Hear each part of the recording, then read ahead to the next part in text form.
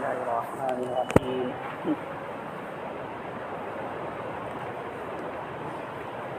إذا الشمس كورت وإذا النجوم انكدرت وإذا الجبال سيرت وإذا العشار عطلت وإذا الوحوش حشرت وإذا البحار سجرت وإذا النفوس زوجت وإذا الموءودة سئلت بأي ذنب قتلت وإذا الصحف نشرت وإذا السماء كشطت وإذا الجحيم سعرت وإذا الجنة أزلفت علمت نفس ما أحضرت فلا أقسم بالخنس الجوار الكنس والليل إذا عسعس والصبح إذا تنفس إنه لقول رسول كريم ذي قوة عند ذي العرش مكين مطاع ثم امین. سورہ تکویر ہے. کور یکور، تکویر کہتے ہیں لپیٹنے کو، اور حدیثوں میں اس سورت کو سورہ اذا الشمس کورت کے نام سے جانا جاتا ہے. آپ صلی اللہ علیہ وسلم نے فرمایا من سرہ ان ينظر الى القیام برأی العین فلیقرأ اذا الشمس کورت واذا السماء انفطرت واذا السماء انشقت. جو شخص اپنی آنکھوں سے قیامت کے دن کو دیکھنا چاہے تو اسے چاہیے ان تین صورتوں کو پڑھ لے، یعنی اذا الشمس کورت کو، اذا السماء انشقت کو اور اذا السماء انفطرت کو. ان تینوں صورتوں میں قیامت کا منظر بتلایا گیا ہے، قیامت کی ہولناکی بتلائی گئی ہے، کیسے قیامت قائم ہوگی. تو آپ صلی اللہ علیہ وسلم نے فرمایا جس کو خوشی ہے کہ وہ قیامت کو دیکھے اپنی آنکھوں سے، تو اسے ان تینوں صورتوں کو پڑھ لینا چاہیے. اس صورت میں قیامت کا منظر، ایسے ہی آپ صلی اللہ علیہ وسلم کی رسالت، اس کے تعلق سے بتلایا گیا، اور اس قرآن کی حقانیت کو بتلایا گیا کہ یہ قرآن سچی کتاب ہے، یہ کوئی ہنسی اور مذاق نہیں ہے. فرمایا اللہ تعالیٰ نے اذا الشمس کورت واذا النجوم انکدرت، جب سورج کو لپیٹ دیا جائے گا. کور کہتے ہیں لپیٹنے کو. فقہ میں کہا جاتا ہے کوئی شخص اگر سجدہ کرے فَإِن سَجَدَ عَلَىٰ كَوْرِ عَمَامَتِهِ، اپنے عمامے کے پیچ پر جو عمامہ لپیٹا جاتا ہے گولائی کو، اس کو کور بولتے ہیں. تو سورج کو ایسے لپیٹ دیا جائے گا. وَإِذَا النُّجُومُ انْكَدَرَتْ، اور جب ستارے جھڑ جائیں گے. سورج کو لپیٹ کے کیا کریں گے؟ حدیث میں ہے، فرمایا نبی کریم صلی اللہ علیہ وسلم نے سورج اور چاند، سورج کو لپیٹ کر کے اور اسے دریا میں بہا دیا جائے گا، اسے دریا میں پھینک دیا جائے گا. بعض روایتوں میں کہ اسے جہنم میں پھینک دیا جائے گا. دونوں میں اس طرح سے ہے کہ سورج اور چاند کو دریا میں پھینک دیا جائے گا، اور دریا یہ پورا کا پورا آگ بھڑکا دی جائے گی دریا میں. یہی دریا جہنم سے تبدیل کر دیا جائے گا. تو سورج چاند کو چاہے آگ میں پھینکنا ہو یا دریا میں پھینکنا ہو، ایک ہی چیز ہے کہ لپیٹ کر کے اور اسے سمندر میں ڈال دیا جائے گا، سمندر پورا کا پورا آگ ہو جائے گا. وَإِذَا النُّجُومُ انْكَدَرَتْ، اور جب ستارے جھڑ جائیں گے، بے نور ہو جائیں گے. نفخہ اولیٰ کے وقت کی بات ہے، پہلی مرتبہ جب سور پھونکا جائے گا. وَإِذَا الْجِبَالُ سُيِّرَتْ، پہاڑ جو اتنے مضبوط ہیں، ایک بڑی تعداد مل کر کے پہاڑ کو اگر دھکا دے پھر بھی 1 انچ آگے پیچھے نہیں کر سکتی. وہ مضبوط پہاڑ چڑھا دیے جائیں گے، چلنے لگیں گے. یہاں تو چلنے کا ذکر ہے. دوسری جگہ ہے کہ وہ پہاڑ اڑنے لگیں گے. سورہ قاریہ میں ہے وَتَكُونُ الْجِبَالُ كَالْعِهْنِ الْمَنْفُوشِ، پہاڑ روئی کے گالوں کی طرح اڑتا پھرے گا، پھر بھی اس کا ایک وجود ہوتا ہے. سورہ واقعہ میں ہے. اس کے بعد ایک منظر آئے گا کہ فَكَانَتْ هَبَاءً مُنبَثًّا وَبُسَّتِ الْجِبَالُ بَسًّا، پہاڑ کو خوب ریزہ ریزہ کر دیا جائے گا. فَكَانَتْ هَبَاءً مُنبَثًّا، تو یہ بکھرا ہوا غبار ہو جائے گا. پہاڑ جو اتنا مضبوط ہے، قیامت کی ہولناکی کی وجہ سے، سختی کی وجہ سے گرد و غبار ہو جائے گا، ٹوٹ پھوٹ جائے گا۔ وَإِذَا الْعِشَارُ عُطِّلَتْ، اور جب 10 ماہ کی گابھن اونٹنیاں چھٹی پھریں گی۔ عرب میں سب سے زیادہ قیمتی چیز پہلے اونٹنیوں کو سمجھا جاتا تھا، سب سے بیش چیز، بڑا مالدار اس شخص کو سمجھا جاتا تھا جس کے ہاں اونٹنیاں زیادہ ہوں، اونٹ نہیں اونٹنیاں، اس لیے کہ اونٹنیوں سے ان کو ڈبل فائدہ ہوتا تھا، ایک تو دودھ استعمال کرتے تھے اور ایسے ہی بچے کی بھی توقع رہتی تھی، امید رہتی تھی۔ عام طور سے اونٹنیاں 10 ماہ میں گابھن ہو جاتی ہیں، اور جب یہ اونٹنیاں گابھن ہو جاتی اس وقت عرب والے ان کا بڑا خیال رکھتے تھے، بہت قیمتی مال اس کو سمجھا جاتا تھا کہ اب یہ بچہ دے گی۔ ایسی قیمتی یہ چیز اور یہ قیمتی مال، قیمتی اونٹنیاں بیکار پھریں گی، کوئی اسے اپنے گھر لانے والا نہیں ہوگا، چھٹی پھریں گی۔ اس کا مطلب یہ ہے کہ جیسے چوپایا ہو، چوپایا چر رہا ہو، کوئی اسے چرانے والا نہ ہو، تو ایسے یہ قیمتی مال 10 ماہ کی گابھن اونٹنیاں چریں گی، کوئی ان کا چرواہا نہیں ہوگا۔ قیامت کی ہولناکی کی وجہ سے لوگ اس قیمتی مال کو بھی بھول جائیں گے۔ وَإِذَا الْوُحُوشُ حُشِرَتْ، اور جب وحشی جانور جمع کر دیے جائیں گے، اکٹھا کر دیے جائیں گے، وحشی جانور، جنگلی جانور، اور یہ جانور جو پالتو ہوتے ہیں یا جنگلی جانور بھی سب اکٹھے کر دیے جائیں گے۔ جس طرح سے انسان دہشت میں ہوگا، ایسے ہی جانوروں پر بھی دہشت طاری ہوگی۔ مارے دہشت کے کسی جانور کو یہ نہیں ہوگا کہ وہ دوسرے جانور کو پھاڑے۔ شیر اور ہرن ایک ساتھ گھومیں گے، لیکن شیر کو یہ پرواہ نہیں ہوگی کہ وہ ہرن پہ حملہ کر دے۔ سب کو اپنی اپنی پڑی ہوگی۔ جیسے انسان بدحواس ہوگا، ایسے ہی یہ جانور بھی بدحواس ہوں گے، سب کو اپنی اپنی پڑی ہوگی۔ وَإِذَا الْوُحُوشُ حُشِرَتْ، اور جب وحشی جانور اکٹھا کر دیے جائیں گے۔ یہ وحشی جانور انسانوں کے بھی ساتھ رہیں گے، انسانوں کے قریب قریب ہو جائیں گے، لیکن پھر بھی یہ جانور کسی انسان پر حملہ نہیں کرے گا، نہ کسی دوسرے جانور پر حملہ کرے گا، اپنے ہی میں وہ پریشان ہوگا، اس کو دوسری طرف فکر ہی نہیں ہوگی۔ جیسے کوئی شخص ڈوب رہا ہو اور اسے ایک تنکا، ایک لکڑی مل جائے تو اس کو اپنے نکلنے کی فکر ہوتی ہے، دوسری طرف کوئی اس کی توجہ نہیں رہتی، ایسے ہر ایک کو اپنی فکر ہوگی۔ وَإِذَا الْبِحَارُ سُجِّرَتْ، اور جب دریا سجرت، یہ دریا کو بھڑکا دیا جائے گا، دریا کو جوش دے دیا جائے گا۔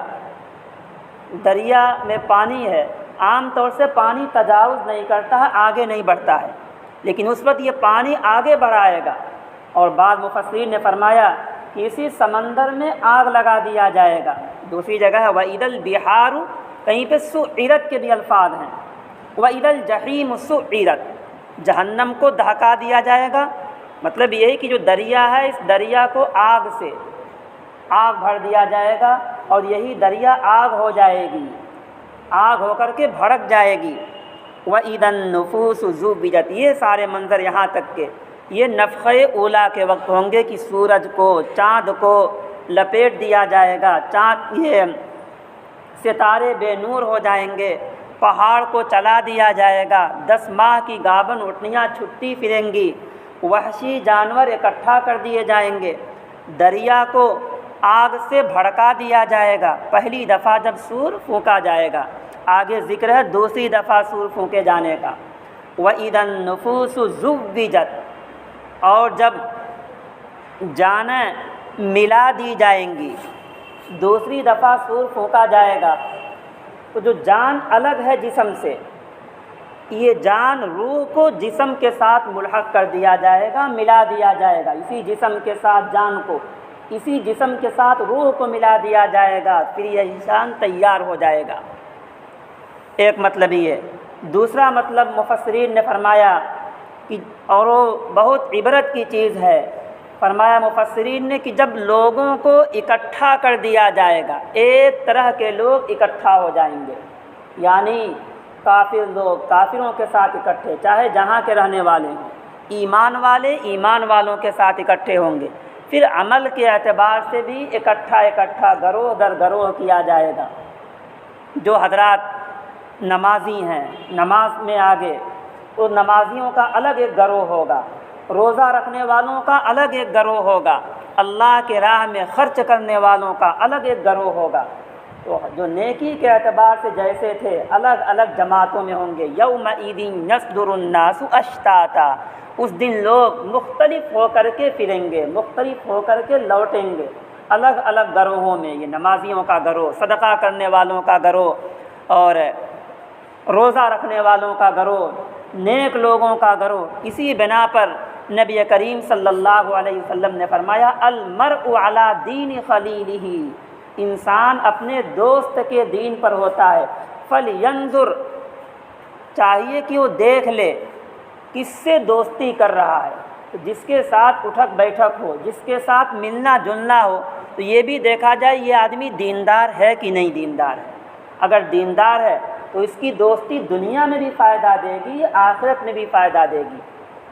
الاخلاء یومئذ بعضهم لبعض عدو الا المتقین، جتنے جگری دوست ہیں قیامت میں سب دشمن نظر آئیں گے سوائے پرہیزگاروں کے، سوائے متقیوں کے، سوائے اچھے دوست کے۔ اچھے کا مطلب کہ ایمان کے اعتبار سے، عمل کے اعتبار سے وہ اچھا ہو، تو یہ دوستی وہاں بھی کام آئے گی، یہاں بھی کام آئے گی۔ اسی بنا پر نبی کریم صلی اللہ علیہ وسلم نے فرمایا المرء علی دین خلیلہ، آدمی اپنے دوست کے دین پر ہوتا ہے، اسے چاہیے دیکھ لے کس سے وہ دوستی کر رہا ہے۔ وَإِذَا النُّفُوسُ زُوِّجَتْ، جب لوگوں کو، ایک طرح کے لوگوں کو اکٹھا کر دیا جائے گا، اس کے بعد پھر اللہ تعالیٰ سوال کرے گا وَإِذَا الْمَوْءُودَةُ سُئِلَتْ، اور جب زندہ درگور کی ہوئی بچی سے پوچھا جائے گا۔ عرب میں ایک خراب عادت تھی زمانے جاہلیت میں کہ کسی کے ہاں اگر بچی پیدا ہوتی تھی، اس بچی کو یا تو پیدا ہوتے ہی درگور کر دیتے، مٹی کے اندر ڈال دیتے تھے، زندہ اسے دفن کر دیتے تھے، یا کچھ مہینے کچھ سال کے بعد اسے زندہ دفن کر دیتے تھے۔ ایسی بچی سے پوچھا جائے گا بِأَيِّ ذَنبٍ قُتِلَتْ، کس جرم کے بنا پر، کس گناہ کے بنا پر تمہیں قتل کیا گیا، تمہیں زمین کے اندر دفن کیا گیا، جرم کیا تھا تمہارا، کیا گناہ تھا۔ لکھا ہے مفسرین نے اور بھی بہت سے گناہ ہیں، ان کا ذکر نہ کر کے خاص طور سے اللہ تعالیٰ نے اس کا ذکر کیا اس بنا پر کہ چاہے اور جو قتل ہوتے ہیں دنیا میں، یا اور جو لوگ ہوتے ہیں، تو ان کے گھر کی طرف سے کوئی نہ کوئی مقدمہ لے جانے والا ہوتا ہے، کوئی نہ کوئی آواز کرنے والا، کوئی نہ کوئی آواز اٹھانے والا ہوتا ہے۔ لیکن یہ بچی اور خود اس کے والدین نے اسے زندہ دفن کیا۔ عرب میں ایک عادت تھی کہ جب عورت بچے ولادت کے قریب ہوتی تو اسے نیچے گڈھا کھود دیا جاتا تھا اور اس گڈھے پہ اسے بیٹھا دیا جاتا۔ اگر بچی پیدا ہوئی تو گڈھے میں بچی گرتی ہے، اوپر سے مٹی ڈال دیتے تھے۔ بچہ پیدا ہوا تو اس کو الگ کر لیتے اور گڈھا پاٹ دیتے تھے، گڈھے کو برابر کر دیتے تھے۔ یہ خراب عادت تھی۔ تو جس بچی کو گھر کے لوگوں نے، والدین نے زندہ دفن کر دیا، کوئی اس سے پوچھنے والا بھی نہیں رہا، اس بچی سے پوچھا جائے گا کہ کس گناہ کے بنا پر تمہیں زندہ دفن کیا گیا، درگور کیا گیا۔ اس لیے کہ قیامت کا دن عدل کا دن ہوگا، یوم الحساب ہے، یوم الجزا ہے، ایک ایک چیز کے بارے میں وہاں سوال ہوگا، ہر ایک کو انصاف دلایا جائے گا۔ تو اس بچی سے سوال کیا جائے گا۔ یہیں رک کر کے دو چار مسئلے اور ہیں۔ ایک یہ کہ جب عورت حمل سے ہوتی ہے تو بعض لوگ حمل کو ساقط کرا دیتے ہیں۔ اگر پیٹ میں بچہ ہو اور وہ بچہ 4 مہینے کا ہو جائے، پھر تو اس بچے کو ساقط کرانا دوا کے ذریعہ جیسے بھی یہ وعد خفی ہے، یہ بھی زندہ بچی کو درگور کرنا ہے، اس لیے کہ 4 مہینے میں روح جسم میں پڑ جاتی ہے۔ تو گویا باپ نے دوا کھلا کر کے اس بچی یا بچے کو قتل کر دیا، زندہ اسے درگور کر دیا، اس کے بارے میں پوچھا جائے گا، بہت بڑا گناہ ہے، حرام ہے اور شدید گناہ ہے۔ ایک نفس کو قتل کرنا ہے، اور قتل نفس اکبر الکبائر ہے۔ نبی کریم صلی اللہ علیہ وسلم ایک مجلس میں آپ تشریف فرما ہوئے، آپ نے فرمایا الا اخبرکم باکبر الکبائر، اے صحابہ کیا میں تمہیں اکبر الکبائر نہ بتلا دوں؟ صحابہ نے کہا کیوں نہیں اللہ کے رسول، بتلائیے۔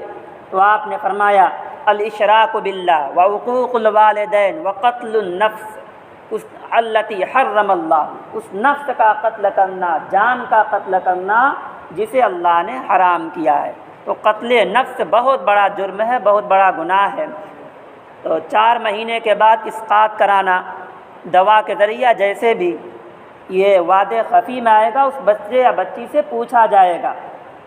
ایسے ہی 4 مہینے سے پہلے 2 مہینے کا حمل ہو، 3 مہینے کا حمل ہو، 1 مہینے کا ہو، اور اسے بلا وجہ بغیر کسی شدید مجبوری کے اگر کسی نے اسقاط کرا دیا، اسے ضائع کرا دیا، تو یہ بھی شدید درجے کا حرام ہے، یہ بھی بڑا جرم ہے۔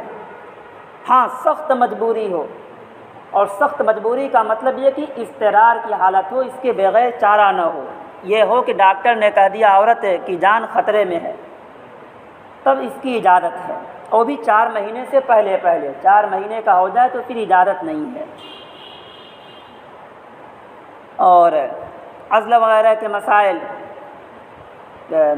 کسی طرح سے حمل ٹھہرنے نہ پائے، تو اس سلسلے میں صحابہ نے پوچھا نبی کریم صلی اللہ علیہ وسلم سے۔ سیدنا جابر رضی اللہ تعالیٰ عنہ کی روایت ہے کہ کنا نعزل والقرآن ینزل، ہم لوگ اس کے بارے میں پوچھے، حالانکہ قرآن نازل، ہم لوگ عزل کر رہے تھے حالانکہ قرآن نازل ہو رہا تھا۔ اللہ کے رسول صلی اللہ علیہ وسلم سے پوچھا گیا، آپ نے فرمایا، آپ نے نہ ہاں کہا نہ منع کیا، لیکن آپ نے اس پہ پسندیدگی کا اظہار نہیں کیا۔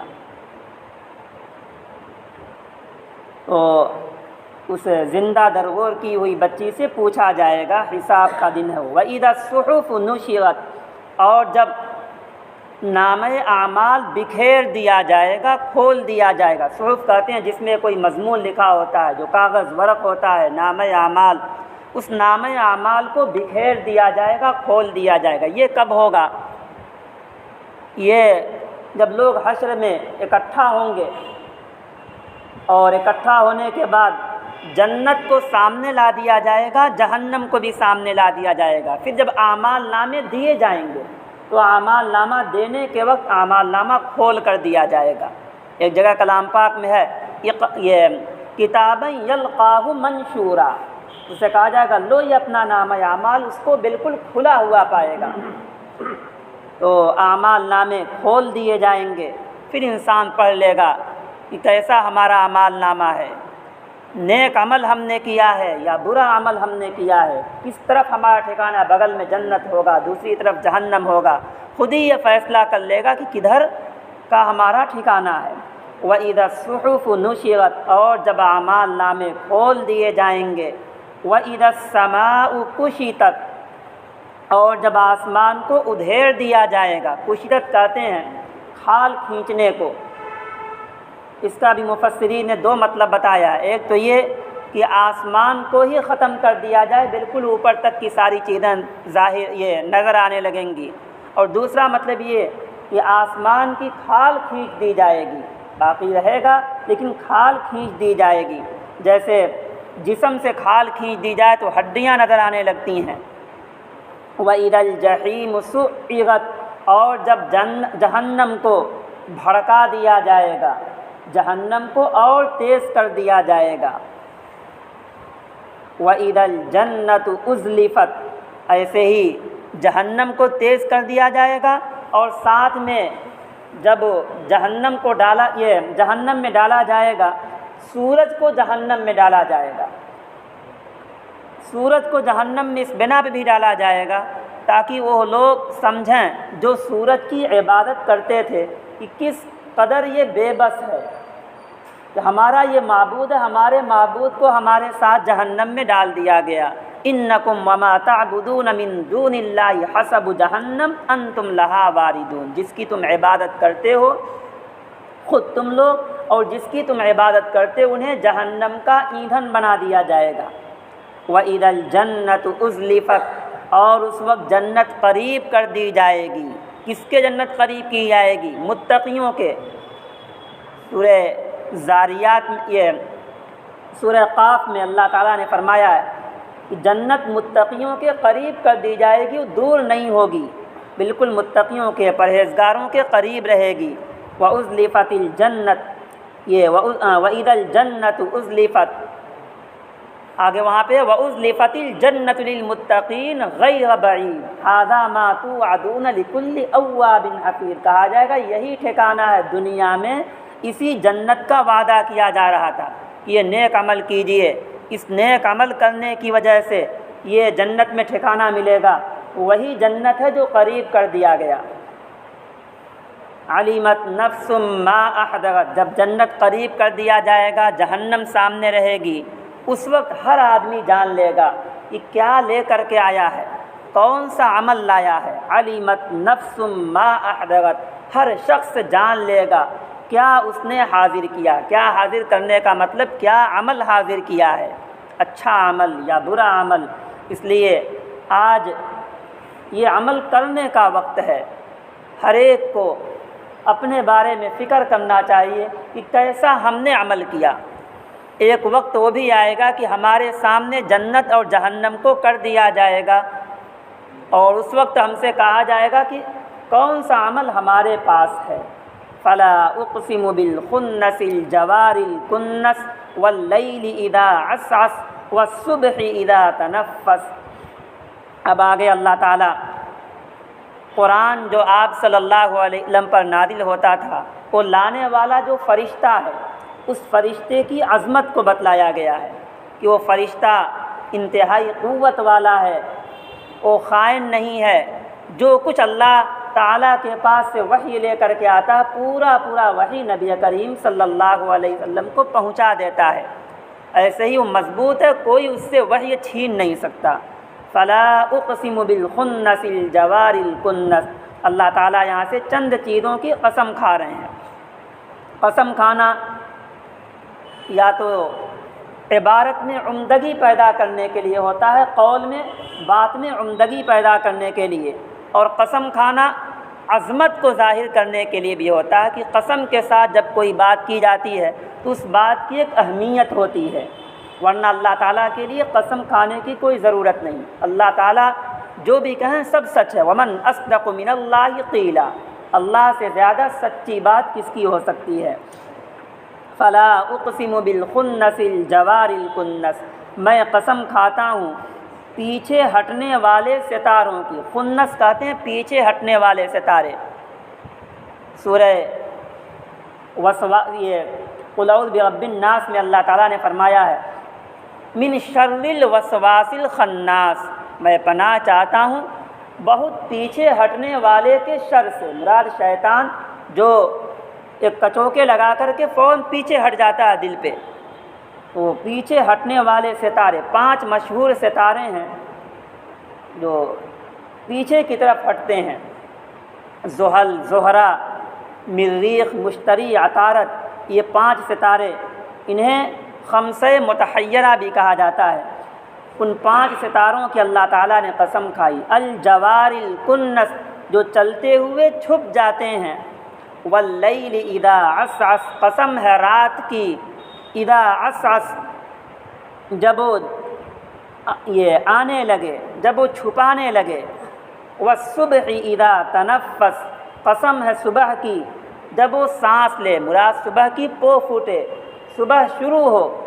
انہ لقول رسول کریم یہاں رسول کا مطلب جبریل علیہ السلام ہے، یقیناً یہ معزز فرشتے کا قول ہے، معزز فرشتے کا کلام ہے، معزز فرشتہ لے کر کے آتا ہے، مراد جبریل علیہ السلام۔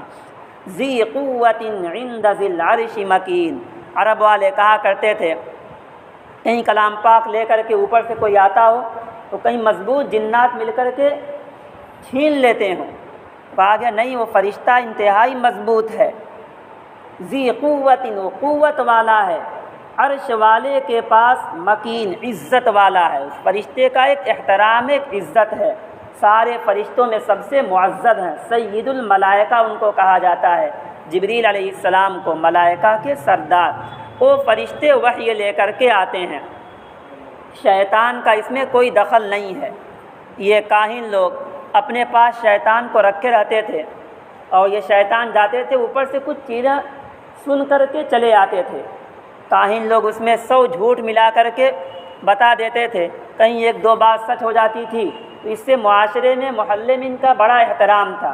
فرمایا گا کہ ایسا نہیں، یہ فرشتہ اللہ تعالیٰ کی طرف سے آتا ہے اور یہ قوت والا ہے، عرش والے کے پاس عزت والا ہے، مطاع ثم امین، اس فرشتے کی وہاں چلتی ہے، مطاع، اس کی اطاعت کی جاتی ہے، پھر یہ امین ہے۔ جیسا کہ معراج کے موقع پر جب آپ صلی اللہ علیہ وسلم کو لے کر جبریل علیہ السلام گئے پہلے آسمان پر، تو پہلے آسمان والوں نے پوچھا کون آپ کے ساتھ آئے ہیں؟ فرمایا جبریل علیہ السلام نے میرے ساتھ محمد صلی اللہ علیہ وسلم ہے۔ پوچھا گیا اجازت دی گئی ہے ان کو؟ کہا جبریل امین نے ہاں ان کو اجازت ملی ہے۔ تو ان فرشتوں نے جبریل امین کی اطاعت کی، دروازہ کھولا، آپ صلی اللہ علیہ وسلم پہلے آسمان پر آئے، دوسرے آسمان والوں نے بھی ان کی اطاعت کی۔ یہ ہے مطلب کہ جبریل علیہ السلام کی وہاں اطاعت کی جاتی ہے، فرشتے ان کی بات مانتے ہیں۔ ثم امین، پھر جبریل علیہ السلام خائن نہیں ہیں، امانت دار ہیں، جو کچھ وحی لے کر آتے ہیں پورا وحی اللہ کے رسول کے پاس پہنچا دیتے ہیں۔ اب یہاں سے آپ صلی اللہ علیہ وسلم کی عظمت کو بتلایا گیا، وَلَقَدْ وَمَا صَاحِبُكُمْ بِمَجْنُونَ، اور یہ تمہارے ساتھی دیوانے نہیں ہیں۔ ساتھی کا مطلب نبی کریم صلی اللہ علیہ وسلم، عرب والے، مکے والے اللہ کے رسول صلی اللہ علیہ وسلم کو مجنو کہتے تھے۔ حضرت کا لقب اور خطاب رکھ دیا تھا ان لوگوں نے مجنو کہہ کر کے آپ کو بلاتے تھے۔ فرمایا اللہ تعالیٰ نے یہ دیوانگی کی بات نہیں کرتے ہیں، یہ تو انتہائی عقل کی، انتہائی عظمت والی بات کرتے ہیں، تمہارے ساتھی یہ دیوانے نہیں ہیں۔ وَلَقَدْ رَآهُ بِالْأُفُقِ الْمُبِينِ، ایسا بھی نہیں عرب والے سوچتے تھے کہیں کوئی شیطان لے کر کے آتا ہو وہی اور وہ اللہ کے رسول کو دے دیتا ہو۔ فرمایا گیا ایسا نہیں، جبریل امین کو آپ صلی اللہ علیہ وسلم نے دیکھا ہے اپنی آنکھوں سے۔ حرا کے پاس ایک مرتبہ آپ صلی اللہ علیہ وسلم تشریف فرماتے، حرا کے پاس دیکھا وہی فرشتہ جو پہلی دفعہ آیا تھا، وہ حرا کے پاس ہے، اور اس طرح سے کہ پورے آسمان کو اس نے گھیر دیا ہے، مشرق سے مغرب تک پورا پھیلا ہوا تھا، 600 بازو ہیں جبریل امین کے۔ وَلَقَدْ رَآهُ بِالْأُفُقِ الْمُبِينِ، اور دیکھا ہے ان کو، یعنی جبریل امین کو، کھلے آسمان کے کنارے پر۔ وَمَا هُوَ عَلَى الْغَيْبِ بِضَنِينٍ، خود نبی کریم صلی اللہ علیہ وسلم جو کچھ آپ کے پاس وحی کی جاتی تھی پورا وحی آپ امت تک کا پہنچا دیے ہیں۔ سیدہ عائشہ صدیقہ رضی اللہ تعالیٰ عنہ کہتی ہیں کہ جو شخص یہ الزام لگائے اللہ کے رسول پر کہ آپ نے وحی میں سے کچھ چھپا لی تو خائن ہے، وہ غلط کہنے والا ہے، الزام لگانے والا ہے۔ اللہ کے رسول نے وحی میں سے کچھ چھپایا نہیں ہے، جو کچھ آپ پر وحی کی گئی، جو کچھ آپ پر اتارا گیا، پورا اللہ کے رسول صلی اللہ علیہ وسلم نے بتلا دیا، امت تک پہنچا دیا۔ اور یہ غیب پر بے ظنین، بخیل نہیں ہیں۔ وما هو بقول شیطان الرجیم، یہ کلام پاک کسی مردود شیطان کا کلام نہیں ہے، یہ اللہ رب العزت کا کلام ہے۔ جب اللہ رب العزت کا کلام ہے تو اس کی عظمت ہونی چاہیے، اس کا احترام ہونا چاہیے، اس کو پڑھ کر کے خشیت طاری ہونی چاہیے، اس کے قریب آنا چاہیے، اور یہ کسی مردود شیطان کا کلام نہیں ہے۔ فَأَيْنَ تَذْهَبُونَ، جب یہ بات ہے تو کہاں جا رہے ہو تم لوگ، یعنی کہاں بہکے جا رہے ہو، قرآن کی طرف کیوں نہیں آتے؟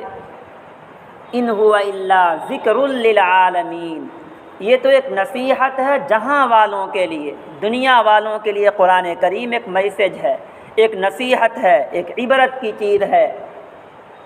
لِمَنْ شَاءَ مِنْكُمْ أَنْ يَسْتَقِيمَ، لیکن اس شخص کے لیے جو تم میں سے درست ہونا چاہے، اگر یہ نصیحت حاصل نہ کرنا چاہے تو زبردستی نصیحت حاصل نہیں کر سکتا۔ اور اس میں بھی اللہ تعالیٰ کی مشیت کا دخل ہے، اللہ کے چاہنے کا دخل ہے۔ اللہ کے ارادے کے بغیر، اللہ کی مشیت کے بغیر کوئی چیز نہیں ہوتی۔ وما تسقط من ورقۃ الا يعلمها ولا حبۃ فی ظلمات الارض، ایک پتا بھی زمین پر بن اللہ کے ارادے کے، بن اللہ کے حکم کے نہیں گرتا۔ تو جو کچھ عالم میں ہوتا ہے، جو کچھ دنیا میں ہوتا ہے، وہ سب اللہ کی مرضی سے ہوتا ہے۔ مومن کو چاہیے کیا؟ تو ایمان والے کو اللہ کی مرضی پہ راضی ہو جانا چاہیے، اللہ کی رضامندی پہ راضی ہو جانا چاہیے، چاہے اس میں ہمارا نقصان سمجھ میں آئے۔ ایسے مومن کے لیے بہت بشارتیں ہیں۔ ایسے مومن کے لیے کہا گیا جو اللہ کے ہر فیصلے پر راضی رہتا ہے، خوشی میں اللہ رکھے تب بھی راضی، کہیں حالات خراب ہو گئے، سنگین حالات آ گئے، اس میں بھی اللہ کے فیصلے پر راضی رہا۔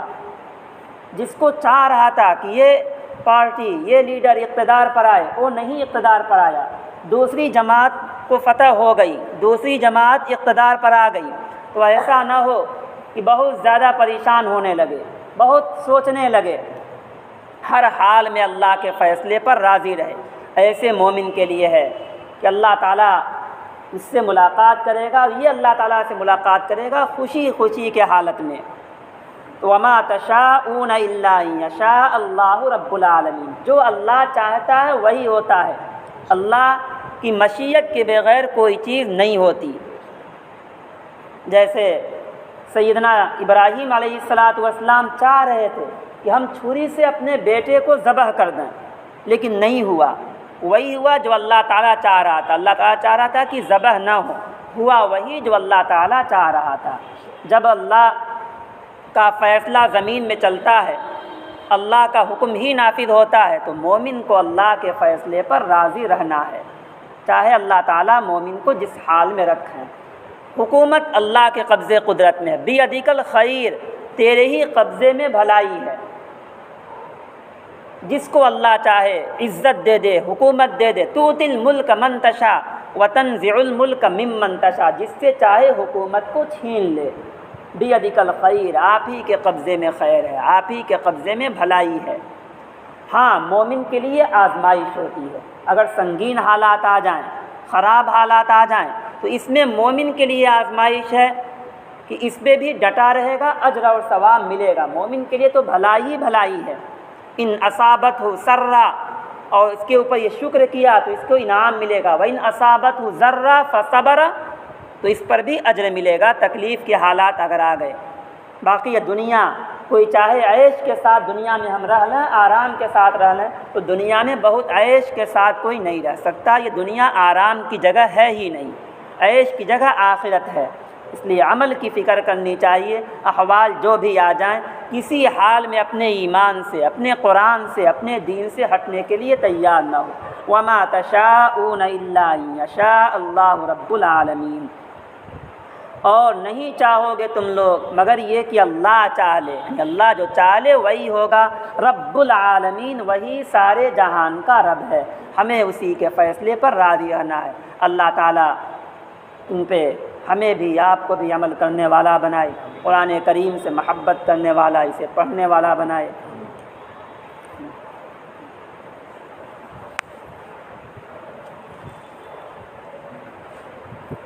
الحمدللہ رب العالمین، والصلاة والسلام علی رسولہ النبی الکریم محمد وآلہ واصحابہ اجمعین۔ اللہم انی علی ذکرک و شکرک و حسن عبادتک، اللہم لا مانع لما اعطیت ولا معطی لما منعت ولا ينفع ذا الجد منک الجد۔ الہ العالمین، ہم سب کے خطاؤں کو، گناہوں کو معاف فرما، اپنا مقرب بندہ بنا۔ اے کریم آقا، یہ جو قرآن کریم کی تفسیر ہوئی اسے قبول فرما اور اسے ہمیشہ کے لیے جاری رکھ دیجئے۔ اس مسجد کو آباد کر دیجئے نماز پڑھنے والوں سے، اور اس مسجد میں جو بھی ضرورتیں ہیں اسے اپنے خزانے غیب سے پورا فرما۔ جتنی بھی دینی جماعتیں ہیں، تنظیمیں، ان سب کی نصرت اور مدد فرما۔ حاضرین کے دلوں میں جو جائز ارمانیں ہیں انہیں پورا فرما، انہیں پورا فرما۔ یا اللہ، مسلمانوں کے کاروبار میں خیر و برکت عطا فرما، ترقی عطا فرما، دنیاوی اعتبار سے بھی ہمیں خوش رکھیے، دینی اعتبار سے بھی خوش رکھیے، اپنی تمام نعمتیں عطا فرما، چاہے دنیا کی نعمت ہو آخرت کی نعمت ہو۔ ہم آپ کی کسی نعمت سے مستغنی نہیں ہیں، ہمیں دنیا کی نعمت کی بھی ضرورت ہے، آخرت کے نعمت کی بھی ضرورت ہے۔ اے کریم آقا اپنی دونوں نعمتیں عطا فرمائیے، دونوں جہان میں ہم سب کو خوش رکھیے، دونوں جہان میں ہمیں آسودہ رکھیے۔ ہمارے اعزاء اقربا جو دنیا سے جا چکے ان کی مغفرت اور بخشش فرما۔ یہ حاضرین بیٹھے ہوئے ہیں، ان کے اعزاء اقربا، ان کے والدین جو بھی رشتہ دار ہوں دنیا سے جا چکے، ان سب کو اعلیٰ علیین میں جگہ عطا فرما، برے ٹھکانے سے پوری حفاظت فرما، زندگی میں جو چھوٹے بڑے گناہ ہوئے اسے درگزر اور معاف فرما۔ ابھی حال ہی میں ڈاکٹر خالد کے والد کا انتقال ہوا، حاجی انیس صاحب کے والدین کی، ان کے ساس سسر کی، اور جو حاضرین بیٹھے ہوئے ہیں ان کے جو بھی اعزاء اقربا دنیا سے گئے، ان سب کی مغفرت اور بخشش فرما۔ یا اللہ ان سب کو اعلیٰ علیین میں جگہ عطا فرما، اور ہم سب کے مستقبل کو تابناک فرما۔ ہمیں موت سے پہلے موت کی تیاری کرنے والا بنا، ہمارے بچوں کو دینی ماحول عطا فرما، دینی سمجھ عطا فرما، دین سے محبت کرنے والا بنا، صحت عافیت عطا فرما، اس ملک میں امن و امان عطا فرما، مسلمانوں کے مستقبل کو تابناک بنا۔ ہماری ان ٹوٹی پھوٹی دعا کو ہمارے اپنے فضل و کرم سے قبول فرما۔ صلی اللہ تعالی علی خیر خلقہ محمد وآلہ وصحبہ اجمعین برحمتک یا